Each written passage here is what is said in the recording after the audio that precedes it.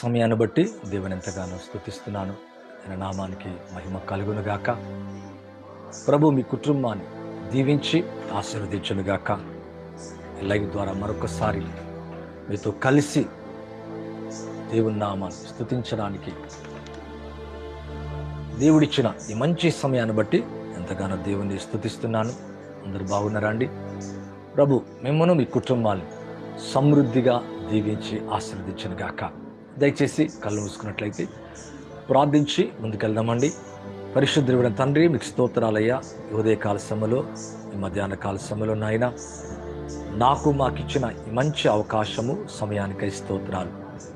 ఎందరికో లేనటువంటి భాగ్యాన్ని అయ్యా మాకు అనుగ్రహిస్తున్నావు.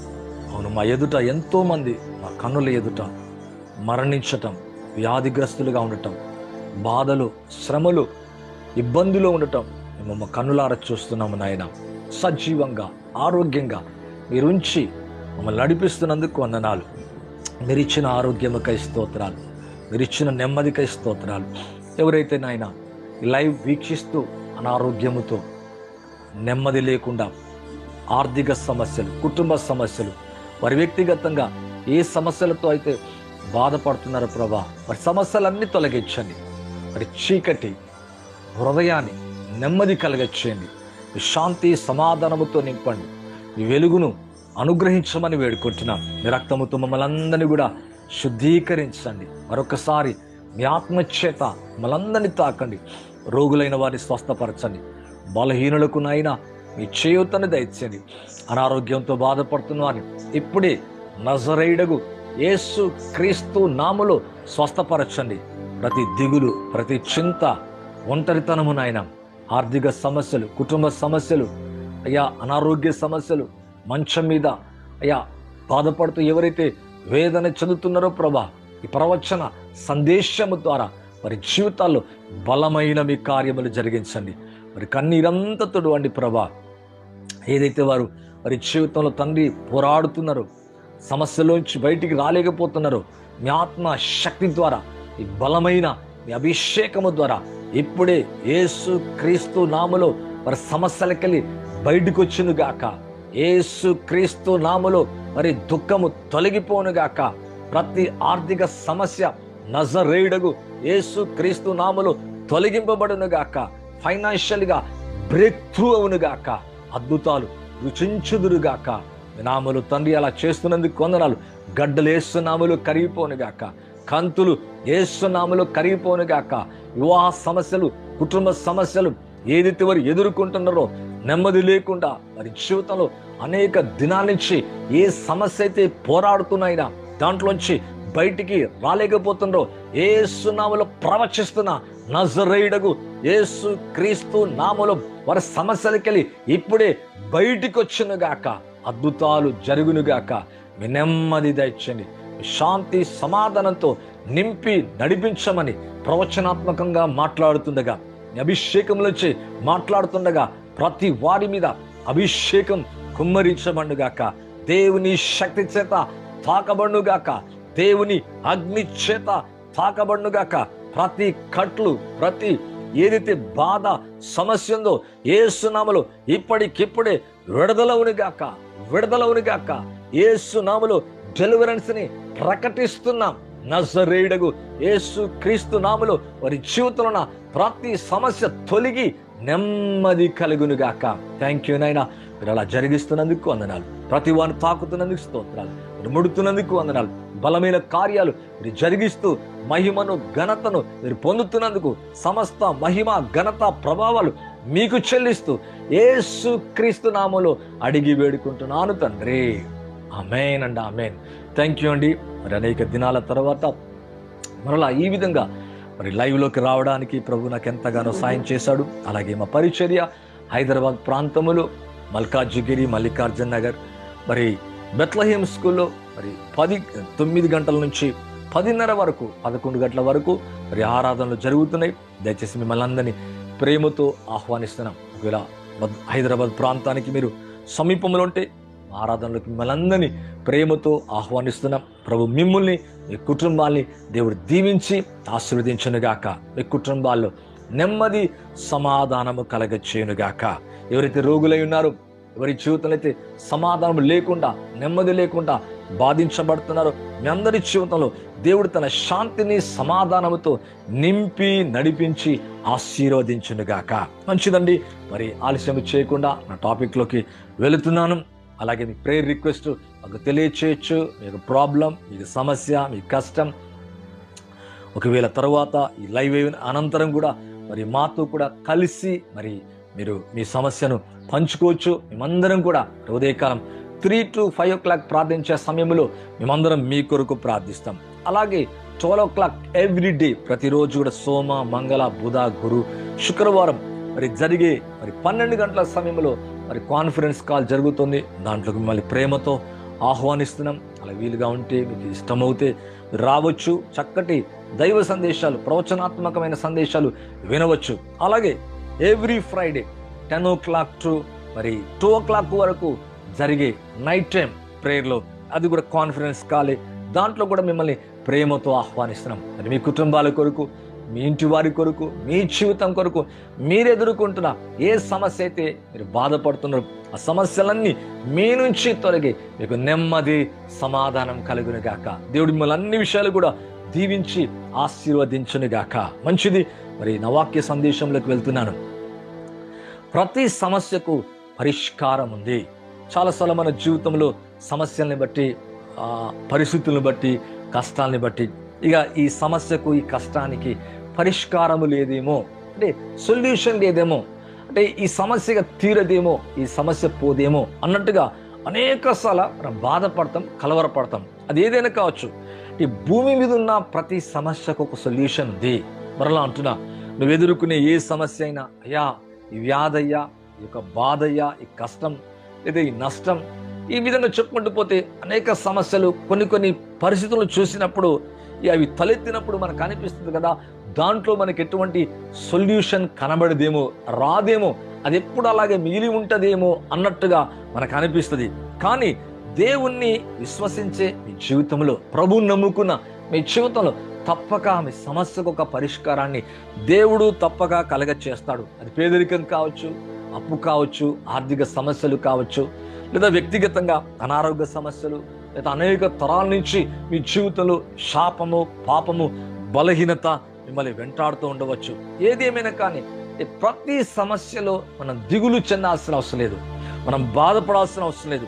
అంటే ఆ కష్టము చూసినప్పుడు, ఆ బాధ చూసినప్పుడు, ఆ పరిస్థితి చూసినప్పుడు మనకు అనిపిస్తుంది కదా, ఇక్కడ ఒక పరిష్కారము దొరకదేమో అన్నట్టుగా మనం అనేక సార్లు ఏమవుతామంటే అల్లడిల్లుతాం. ఇంకొక విధంగా చెప్పాలంటే కలవరపడతాం, భయపడతాం. ఈరోజు అలాగా నీవు ఈ వాక్యాన్ని లేదా ఈ సందేశాన్ని వింటున్న ఈ సమయంలోనే దేవుడు మీ ప్రతి సమస్య, మీరు ఎదుర్కొంటున్న ప్రతి సమస్య మీ నుంచి విడుదల చేయనుగాక. తల్లి గారు చక్కటి సాక్ష్యం ఇచ్చారు. మరి యూట్యూబ్లో కూడా ఆ సాక్ష్యాన్ని వేశాం. ఆ సిస్టర్ యొక్క జీవితంలో 5 లక్షల అప్పు అంట. మరి 1 కాదు, 2 కాదండి.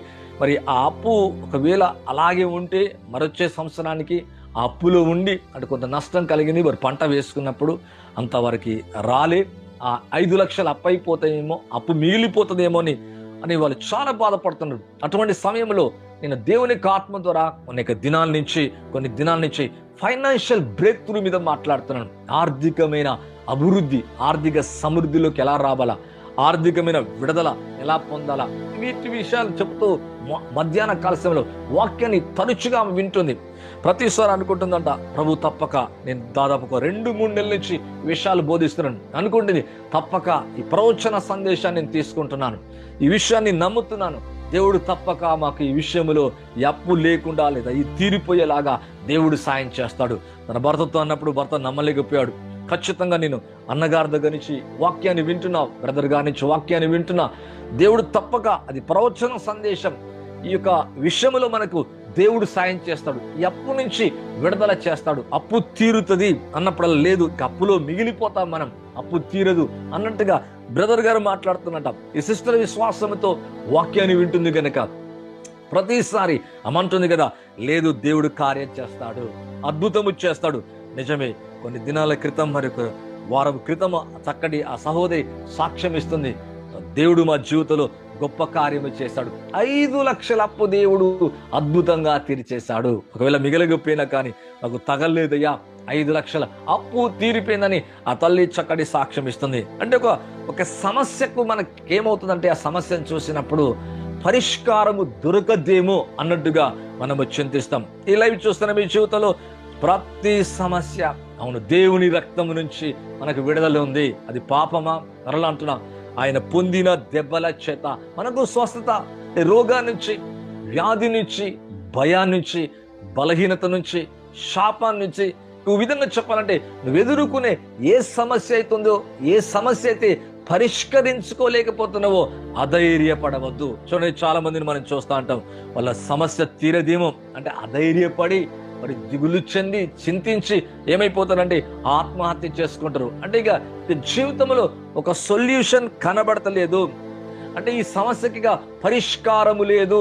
ఎటువంటి పరిష్కారము డాక్టర్ ఇవ్వలేకపోతున్నాడు, మనుషులు ఇవ్వలేకపోతున్నాడు, లోకం ఇవ్వలేకపోతుంది, డబ్బు ఇవ్వలేకపోతుందని వారు దిగులు చెంది వారి జీవితాన్ని కడముట్టించుకోవటం మనం చూస్తున్నాం. ఈరోజు నువ్వు ఆ విధంగా బాధపడుతూ వాక్యాన్ని వింటున్నా, ఈ సందేశాన్ని వింటున్నా, నీ జీవితంతోనే ప్రభు మాట్లాడుతున్నాడు. అదేదైనా కానీ దేవుని రక్తములో శక్తి ఉంది, ఆయన దెబ్బల్లో నీకు స్వస్థత ఉంది, ఆయన కృప ద్వారా, ఆయన మంచి ద్వారా నా జీవితంలో ప్రతి సమస్యను పరిష్కరించుకొని ముందుకెళ్తాం. ఇది చూడండి, బైబిల్లో కనుక చూస్తే ఇశ్రాయేల్ ప్రజలందరూ కూడా ముందుకు వెళ్తున్నప్పుడు ముందు ఎర్ర సముద్రం అంట, వెనకాల ఫరో సైన్యం. అంటే ఒక విధంగా చెప్పాలంటే వారు ఎలాగా ఇరికింపబడ్డారంటే ముందు వెనకాల వెళ్ళలేనటువంటి పరిస్థితి, సాగలేనటువంటి పరిస్థితి. అంటే వారి జీవితంలో ఈ సమస్యను పరిష్కరించుకోలేం. అంటే ముందు పెద్ద సముద్రం ఉంది, వెనకాల ఫరో సైన్యం. ఈ రెండింటి నుంచి తప్పించుకోలేం, ఈ రెండింటి మధ్యలో ఇరిగిపోయాం. అంటే ఇది పెద్ద సమస్య, సవాలుతో కూడిన సమస్య. అంటే ముందు సముద్రం ఉంది, దాన్ని చీల్చలేం, వెనకాల ఫరో సైన్యం ఉంది, దాన్ని తప్పించుకోలేం.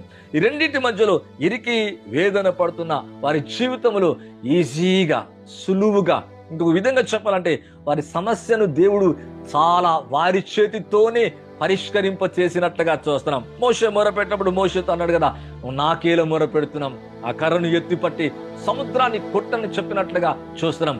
నువ్వేదనైతే కొట్టావో అదే నదిని కొట్టిన ఆ కర్రను తీసుకొని ఈ సముద్రం మీద నీ చేయి చాపు, లేదా సముద్రాన్ని కొట్టు, దాన్ని అలాగా పాయలు చేయి, ముందుకు సాగిపో అని చెప్పినప్పుడు, దేవుడు ఎప్పుడైనా నడిపిస్తున్నప్పుడు ముందుకే సాగిస్తాడు. భయపడి మనమైతే మనుషులుగా వెనకకు వెళ్ళాలా, మరలా మొదటి స్థితికి, వెనకాల స్థితికి, లేకపోతే మన ముందున్న స్థితికి వెళ్ళిపోవాలని ఎదురు చూస్తాం. కానీ ప్రభు అలా కాదు.